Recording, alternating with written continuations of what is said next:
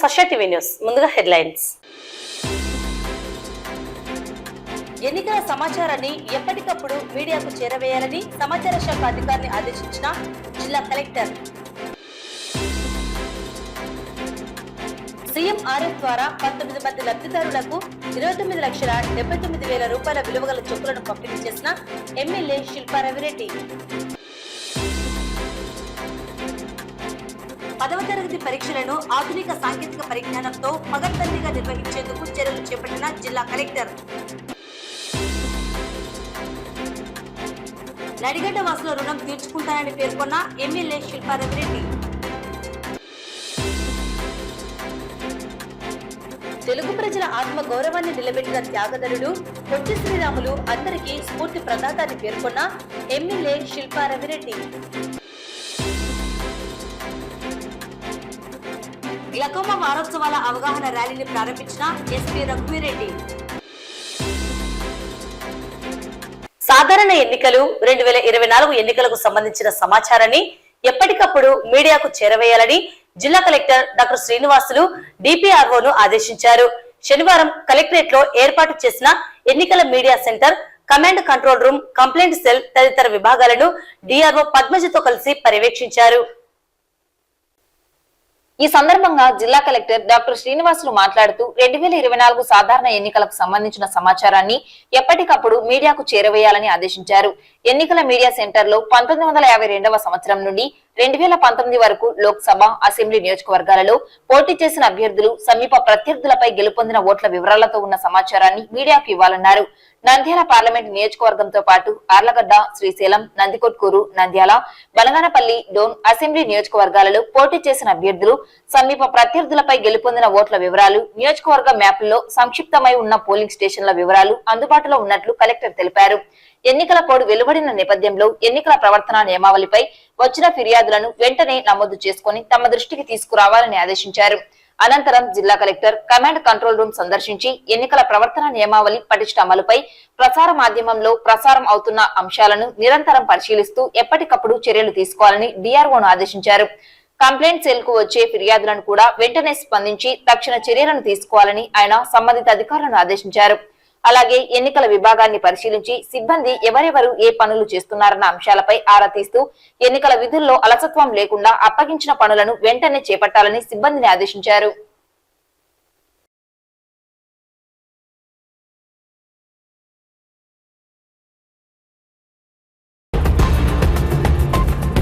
ముఖ్యమంత్రి సహాయ నిధి నుండి శనివారం నంద్యాల నియోజకవర్గానికి సంబంధించి 19 మంది లబ్ధిదారులకు 29,79,000 రూపాయల విలువ గల చెక్కులను ఎమ్మెల్యే శిల్పా రవిరెడ్డి చేతుల మీదుగా అందజేశారు.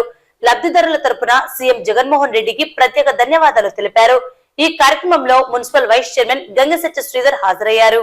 Municipal vice chairman Gangisetti Sridhar మాట్లాడుతూ ఆరోగ్యశ్రీ పథకం కింద వర్తించని వివిధ వ్యాధులతో బాధపడుతున్న వారికి చికిత్సల కొరకు సీఎం రిలీఫ్ ఫండ్ ద్వారా ఆర్థిక సాయం అందించడం జరిగిందన్నారు. నేడు 19 మంది లబ్ధిదారులకు 29,79,000 రూపాయల విలువ గల చెక్కులను ఎమ్మెల్యే శిల్పా రవిచంద్రకిషోరెడ్డి అందజేయడం జరిగిందన్నారు. ఇప్పటికీ నంద్యాల నియోజకవర్గంలో సీఎం రిలీఫ్ ఫండ్ ద్వారా 6,69,55,500 రూపాయల ఆర్థిక సాయం అందజేయడం జరిగిందన్నారు. లబ్ధిదారుల తరపున సీఎం జగన్మోహన్ రెడ్డికి, ఎమ్మెల్యే శిల్పా రవిచంద్రకిషోరెడ్డికి ప్రత్యేక ధన్యవాదాలు తెలియజేశారు. ఈ కార్యక్రమంలో municipal vice chairman Gangisetti Sridhar, Nandyal జిల్లా వాణిజ్య విభాగం అధ్యక్షుడు అడ్డగల్ల మల్లికార్జున, వైసీపీ నాయకులు కానల్ల జగదీశ్వర్ రెడ్డి, కొత్తపల్లి బాల వెంకటారెడ్డి, చింతకుంట్ల భాస్కర్ రెడ్డి, పెద్దకోటాల శివనాగిరెడ్డి, దేవనగర్ భాష, ఆంధ్ర మెడికల్ రమేష్, చాబోలు రమేష్ తదితరులు పాల్గొన్నారు. టోటల్ గా ఇప్పటి వరకు 6,69,55,500 రూపాయలు దాదాపుగా నంద్యాల పట్టణ ప్రజలకు సీఎం రిలీఫ్ ఫండ్ నుండి సహాయ సహకారాలు అందించడమైనది. దీనికి గాను మన యువకిషోరం శిల్పా రవిచంద్రకిషోరెడ్డి గారికి నంద్యాల పట్టణ ప్రజల తరపున కృతజ్ఞతలు, ధన్యవాదాలు తెలుపుతున్నాను. పెద్దకోటల గ్రామానికి సంబంధించి గత 20 ఏళ్లలో ఏ ప్రభుత్వంలో రాని విధంగా పెద్దకోటలకు దాదాపు 60 సీఎం రిలీఫ్ ఫండ్ చెక్కులు రావడం జరిగింది. దాంట్లో నంద్యాల తాలూకాలోనే హైయెస్ట్ 8,25,000 రూపాయలు బోరెడ్డి సర్వేశ్వరులకు రావడం జరిగినది. అదేవిధంగా 10 లక్షల రూపాయలు బోరెడ్డి బాలస్వామిరెడ్డికి ఎలువసి ఇప్పించడం జరిగినది. ఈరోజు బందా అజయ్ కుమార్ రెడ్డికి 3,20,000 రూపాయలు చెక్ ఇవ్వడం జరిగింది. గతంలో ఏ ఎమ్మెల్యే కూడా చేయని విధంగా మన ఎమ్మెల్యే శిల్పా రవిచంద్రకృష్ణ గారు ఇంత దగ్గర 70 లక్షలు తెప్పించినందుకు ఎమ్మెల్యే గారికి ధన్యవాదాలు తెలియజేస్తున్నాం. నంద్యాల ఎమ్మెల్యేగా తన విజయానికి కృషి చేసిన నడిగడ్డ ప్రాంతవాసుల రుణం తీర్చుకునే అవకాశం వచ్చిందని తన వంతుగా శిల్పా సేవా సమితి ఆధ్వర్యంలో ఉచిత మినరల్ వాటర్ ప్లాంట్ ను ఏర్పాటు చేయడం సంతోషంగా ఉందని ఎమ్మెల్యే శిల్పా రవిరెడ్డి పేర్కొన్నారు. శనివారం ఉదయం స్థానిక 5వ వార్డులో నడిగడ్డ ప్రాంతంలో శిల్పా ఉచిత మినరల్ వాటర్ ప్లాంట్ ను ఎమ్మెల్సీ ఇసాక్ బాషా, మున్సిపల్ చైర్పర్సన్ మహబూనిసా, స్థానిక వార్డు కౌన్సిలర్ ఆరిఫ్ నాయక్ తో కలిసి ఎమ్మెల్యే ప్రారంభించారు. ఎమ్మెల్యే మాట్లాడుతూ నడిగడ్డ ప్రాంతంలో అత్యధికంగా పేద మధ్యతరగతి కుటుంబాలు జీవిస్తున్నాయని, తాను ఎమ్మెల్యేగా అధికారంలోకి రావడానికి ఈ ప్రాంత వాసుల యొక్క కృషి, సహకారం, ఆశీర్వాదం ఎంతో ఉందని అన్నారు. తన వంతుగా వారి రుణం తీర్చుకునే అవకాశం కలిగినందుకు సంతోషంగా ఉందన్నారు. గతంలో ఈ ప్రాంతంలో మినరల్ వాటర్ ప్లాంట్ ను ఏర్పాటు చేయాలని నిర్ణయం తీసుకుంటే టీడీపీ నాయకులు అడ్డుపడి చేపట్టకుండా చేశారన్నారు. అయితే నేడు అదే ప్రాంతంలో ఉన్న కొద్ది స్థలంలోనే నడిగడ్డ ప్రాంత వాసులందరికీ సురక్షితమైన మంచినీటిని అందించేందుకు దాదాపు 3000 లీటర్ల సామర్థ్యంతో మినరల్ వాటర్ ప్లాంట్ ను ఏర్పాటు చేశామన్నారు. ప్రతిరోజు ఉదయం 4 గంటలు, సాయంత్రం 3 గంటల పాటుగా నీటిని సరఫరా అవుతుందని తెలిపారు. ఈ అవకాశాన్ని ప్రాంత ప్రజలు సద్వినియోగం చేసుకోవాలని కోరారు. అలాగే శిల్పా సేవా సమితి ఆధ్వర్యంలో గల్లీ దవాఖానా ఏర్పాటు చేసి ఉచిత వైద్య సేవలను అందిస్తున్నామని తెలిపారు. ఈ కార్యక్రమంలో వైసీపీ కౌన్సిలర్లు సాదిక్, కలాం బాషా, సమ్మద్, తప్రేజ్, మాజీ కౌన్సిలర్ చాందవి, కోఆప్షన్ సభ్యులు పడకన్న సుబ్రహ్మణ్యం, వార్డు వైసీపీ నాయకులు పాల్గొన్నారు. మరి గతంలోనే ఇక్కడ బావి దగ్గర మినరల్ వాటర్ ప్లాంట్ పెడతామని చెప్పేసి కూడా పనులు కూడా ప్రారంభించిన రోజు, ఆ రోజు అప్పటి తెలుగుదేశం నాయకులందరూ కలిసి అడ్డుకొని ఆ రోజు మినరల్ వాటర్ ప్లాంట్ రానికుండా చేయడం జరిగింది. మరి అదే ప్లేస్లో ట్రాన్స్ఫార్మర్లు తీసుకొచ్చేసి కూడా పెట్టించడం. మరి అయినా సరే మాట మీద కట్టుబడి ఉన్నాం, మాట నిలబెట్టుకోవాలి అన్న ఆలోచనతోటి ఈరోజు అడిగడ్డ ప్రాంతంలో శిల్పా మినరల్ వాటర్కి సంబంధించినటువంటి 33వ వాటర్ ప్లాంట్ని ప్రారంభించడం చాలా సంతోషంగా ఉంది. మరి గతంలో ఇచ్చినట్టుగా ప్లేసు చిన్నదైనా సరే 3000 లీటర్ ట్యాంకుల్ని కూడా పెట్టడం జరిగింది. మరి ప్రజల కోసం పొద్దున 4 గంటలు, సాయంత్రం 3 గంటల పాటు ఈ యొక్క మినరల్ వాటర్ ప్లాంట్ సర్వీసెస్ అన్నీ కూడా అందుబాటులో ఉంటాయి. మరి ఈ యొక్క ప్రాంత ప్రజలు మమ్మల్ని ఆశీర్వదించి, మమ్మల్ని దీవించి, మమ్మల్ని ఎమ్మెల్యేగా చేసినారు. మా కుటుంబాన్ని ఎప్పుడు ఇస్తున్నారు, ఇక్కడ లోకల్లో కూడా కౌన్సిలర్గా ప్రతిసారి కూడా మన వాళ్ళని గెలిపిస్తున్నారు. మరి వీళ్ళ రుణం తీర్చుకోవాలనే ఉద్దేశంతో నడిగడలో ఈ యొక్క మినరల్ వాటర్ ప్లాంట్ని కూడా ఏర్పాటు చేయడం జరిగింది. మరి అలాగే వైఎస్ఆర్ గల్లీ దవాఖానా కూడా ఇక్కడే ప్రారంభించాం. అత్యధిక ఎక్కువ మంది పేద మధ్యతరగతి కుటుంబాలు నివసించే ప్రాంతం. మరి సరైన నీటి సౌకర్యం లేదని గతంలో నుంచి వాళ్ళు చాలామంది అడుగుతూ ఉన్నవారు. మరి వారి అందరి కోసం ఈరోజు ఇది ప్రారంభించడం చాలా సంతోషంగా ఉంది. ఈరోజు శిల్పా సేవా సమితి ద్వారా వాళ్ళ సేవా కార్యక్రమాల్లో పేదవాడైనటువంటి నడిగడలో 33వ మినరల్ వాటర్ ప్లాంట్ ప్రారంభించడం జరిగింది. సహకారం వల్ల కానీ, శిల్పా సేవా సమితి వల్ల కానీ, శిల్పా మినరల్ వాటర్ అని ప్రజలకు ఎన్ని సేవా కార్యక్రమాలు అందుతున్నాయి ప్రజలకు క్షుణ్ణంగా తెలుసు. మనం చూస్తున్నాం ఇక్కడ ఎన్ని కార్యక్రమాలు చేస్తూ ఉన్నారు. ఇందులో రాజకీయ అపేక్ష లేదు, కేవలం సేవా దృక్పథమే ఉంది. చాలామంది అనుకుంటారు రాజకీయాలు ఉన్నారు కాబట్టి చేస్తూ ఉన్నారని. నేను సూటిగా అడుగుతున్నాను, అలా అనుకునేవాళ్ళు. రాజకీయం పోతే అంటే తెలుగుదేశం ప్రభుత్వాలు కేవలం ఎలక్షన్ చేసి మళ్ళా వాళ్ళు మళ్ళీ మర్చిపోయే ప్రజలు మళ్ళీ 5 సంవత్సరాల తర్వాత మళ్ళీ వీళ్ళు ఎప్పుడూ చెయ్యరు. ఒక్కసారి చేశారంటే ఆశీర్వదించకపోని ప్రజలకు సేవాలనే ఒక సదుద్దేశంతో ఎన్నో సంవత్సరాలుగా ఇక్కడ సేవలు శిల్పా బ్రాండ్ ద్వారా జరుగుతూ ఉన్నాయనే విషయం నంద్యాల ప్రజలకందరికీ తెలుసు. 5వ వార్డుకు సంబంధించి ఇక్కడ స్థానిక కౌన్సిలర్ మరియు ప్రజలందరూ ఎన్నో సంవత్సరాల నుంచి ఇక్కడ మంచినీటి వాటర్ ప్లాంట్ కావాలని చెప్పి అడగడం జరిగింది. కాకపోతే మన ఎమ్మెల్యే గారి చొరవతో ఈరోజు మన ఎమ్మెల్యే గారు ఇక్కడ మినరల్ వాటర్ ప్లాంట్ని ఏర్పాటు చేయడం జరిగింది. ఇది ఉదయం 7 గంటల నుంచి 11 వరకు మరియు సాయంత్రం 4 నుంచి 7 వరకు ప్రజలకు అందుబాటులో ఉంటూ మంచినీటిని నడిగడ్డ ప్రజలకు అందరికీ అందుబాటులో ఉంటుంది. గతంలో పోల్చుకుంటే ఎప్పుడూ లేని అభివృద్ధి ఇక్కడ మన ఓల్డ్ టౌన్ని న్యూ టౌన్గా మార్చే విధంగా మన ఎమ్మెల్యే గారు కృషి చేయడం జరిగింది.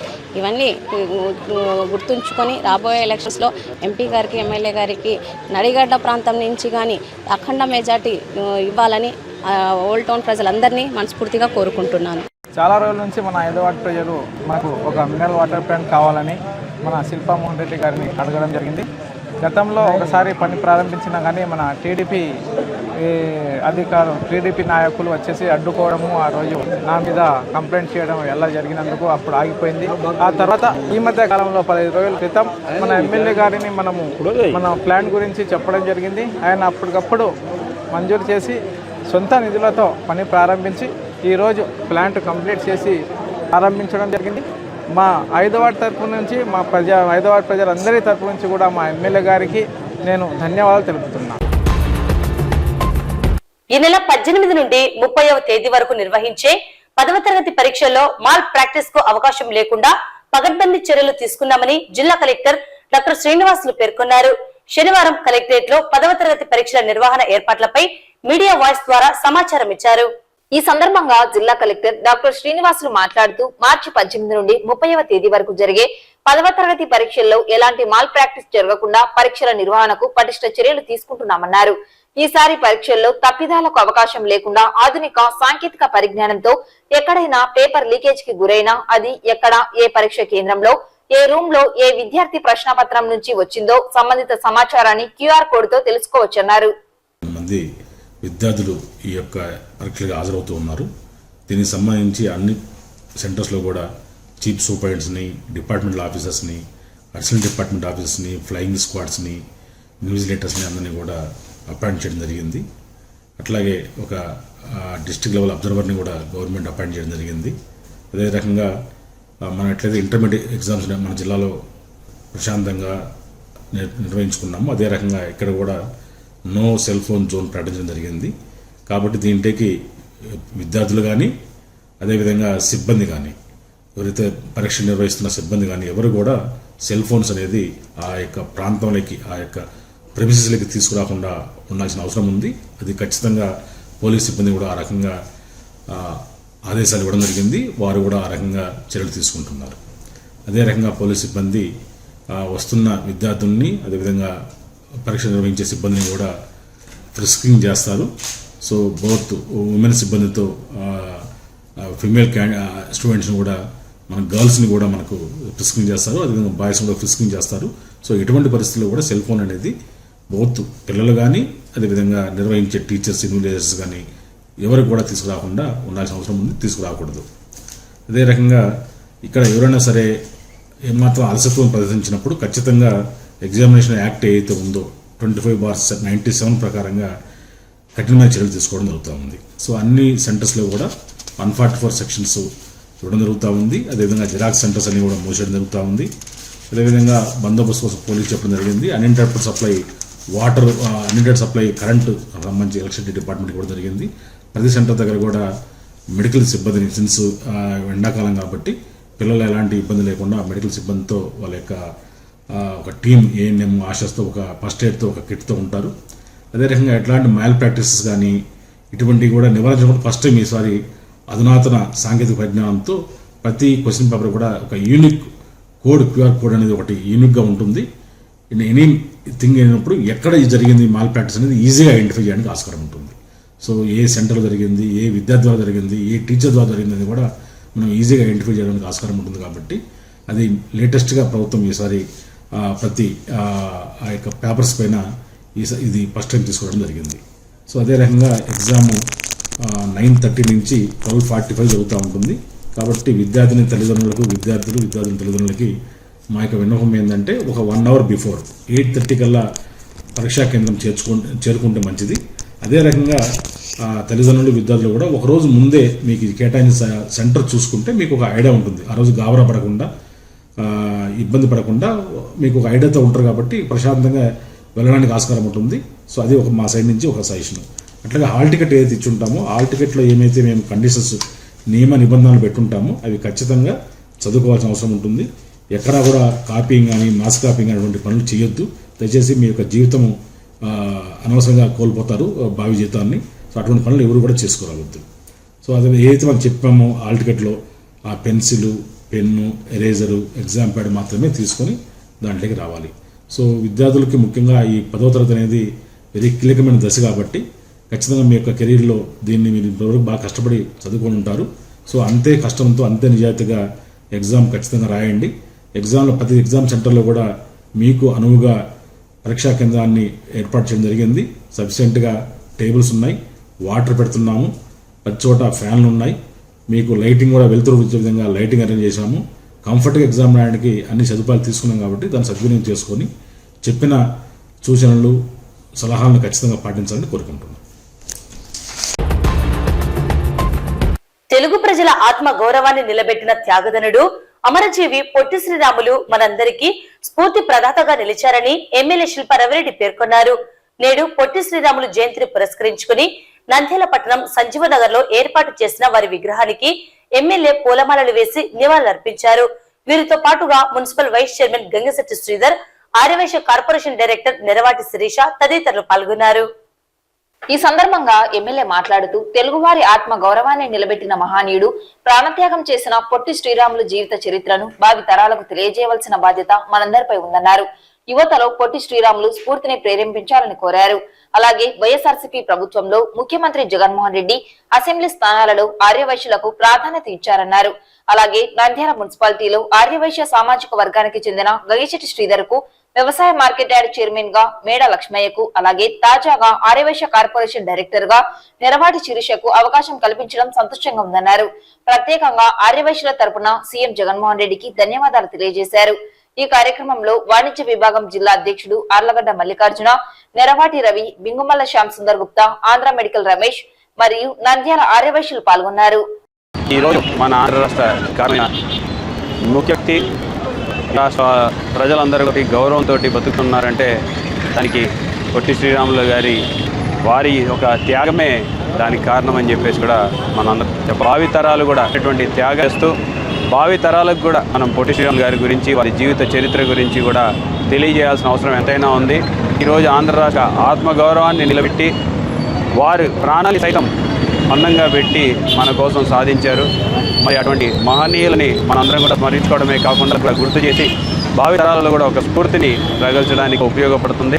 మరి ఈ సందర్భంగా పొట్టి శ్రీరాములు గారి జయంతి సందర్భంగా ప్రతి ఒక్కరికి కూడా నేను శుభాకాంక్షలు తెలియజేస్తున్నా. అలాగే మన ముఖ్యం జగన్మోహన్ రెడ్డి గారు ఆర్యవైశ్యులకి మంచి అవకాశాలు కల్పిస్తూ ఈరోజు డిప్యూటీ చైర్మన్గా కూడా మన అసెంబ్లీకి వేయడం జరిగింది.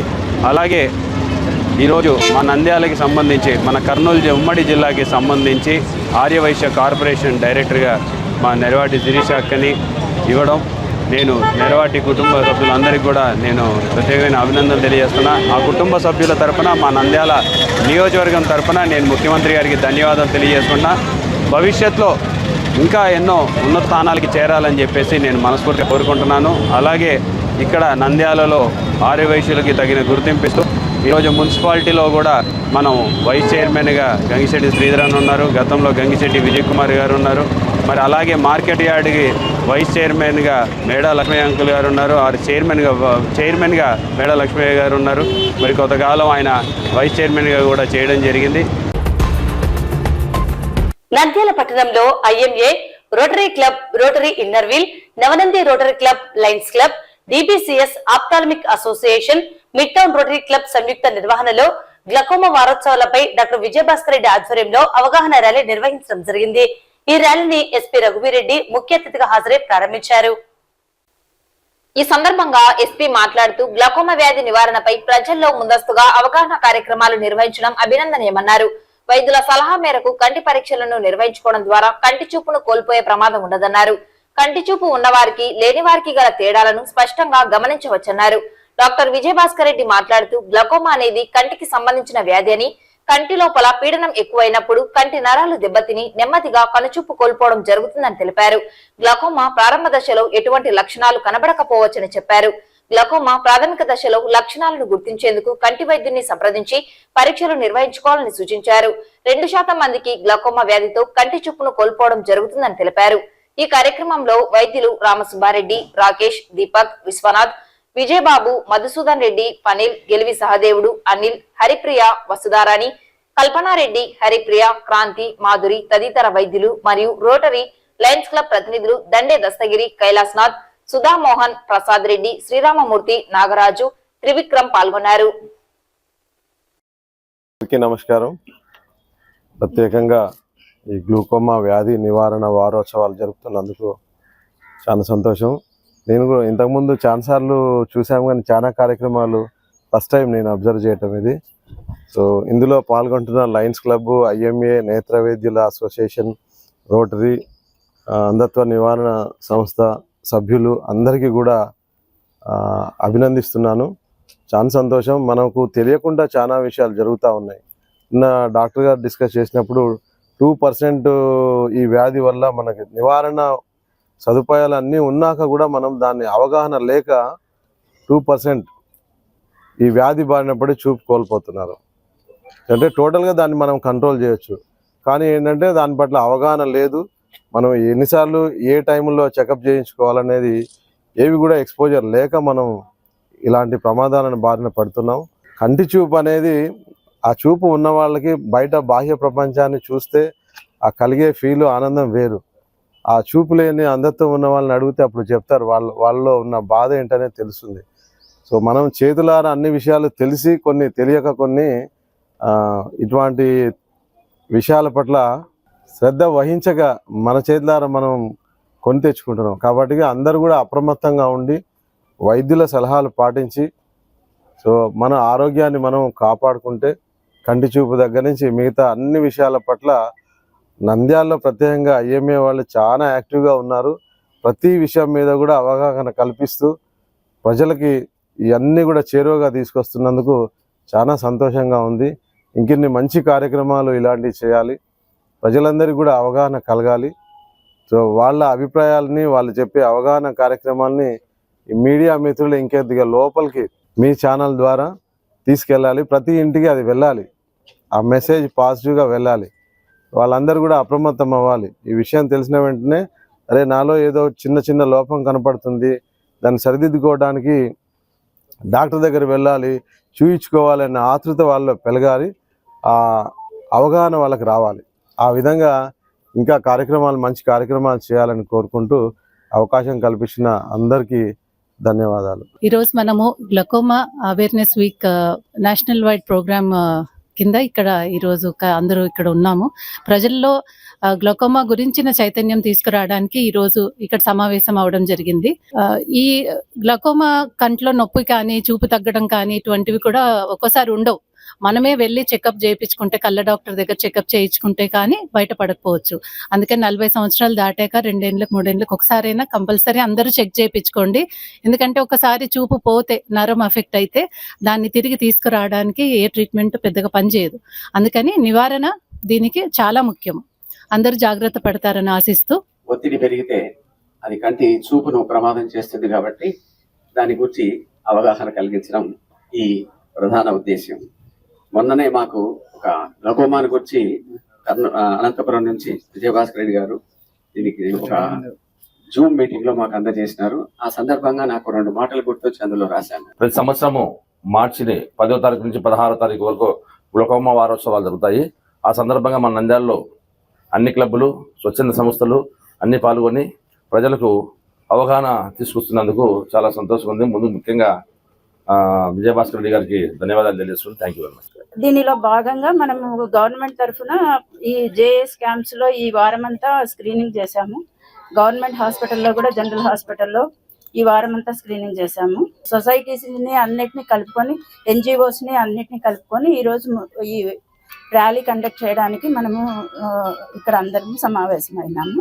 నివారణ సంస్థ, నంద్యాల ఆఫ్థాల్మిక్ అసోసియేషన్ మరియు ఇన్నర్ వీల్ క్లబ్ అందరూ కలిసి కూడా దృఢంగా అందరూ కూడా అడుగులు వేస్తున్నాము. దీనిలో భాగంగా ఈ వారం అంతా కూడా స్క్రీనింగ్ చేస్తున్నాము. అదే ప్రజలకు అవగాహన కలగాలని చెప్పేసి ఈరోజు మేము ర్యాలీగా అందరికీ ప్రజలకు అవగాహన తెలియాలని చెప్పేసి వెళ్తున్నాము. ఏ కంటి వైద్యునైనా కానీ సంప్రదించో వాళ్ళకి తొందరగా నివారణ చేపట్టే అవకాశం ఉంది. కాబట్టి అందరూ కూడా తెలుసుకొని వారి ఆరోగ్యం కాపాడుకోవాలని ఈ విధంగా తెలియజేస్తున్నాం. వార్తలు ముగించే ముందు ముఖ్యాంశాలు మరోసారి. ఎన్నికల సమాచారాన్ని ఎప్పటికప్పుడు మీడియాకు చేరవేయాలని సమాచార శాఖ అధికారిని ఆదేశించిన జిల్లా కలెక్టర్. సీఎం ఆర్ఎఫ్ ద్వారా 19 మంది లబ్ధిదారులకు 29,79,000 రూపాయల విలువగల చెక్కులను పంపిణీ చేసిన ఎమ్మెల్యే శిల్పా రవిరెడ్డి. 10వ తరగతి పరీక్షలను ఆధునిక సాంకేతిక పరిజ్ఞానంతో పగడ్బందీగా నిర్వహించేందుకు చర్యలు చేపట్టిన జిల్లా కలెక్టర్. నడిగడ్డ వాసుల రుణం తీర్చుకుంటానని పేర్కొన్న ఎమ్మెల్యే శిల్పా రవిరెడ్డి. తెలుగు ప్రజల ఆత్మ గౌరవాన్ని నిలబెట్టిన త్యాగధరుడు పొట్టి శ్రీరాములు అందరికీ స్ఫూర్తి ప్రదాత అని పేర్కొన్న ఎమ్మెల్యే శిల్పా రవిరెడ్డి. గ్లకోమా వారోత్సవాల అవగాహన ర్యాలీని ప్రారంభించిన ఎస్పీ రఘువీరెడ్డి. ఈ వార్తలు ఇంతటితో సమాప్తం. నమస్కారం.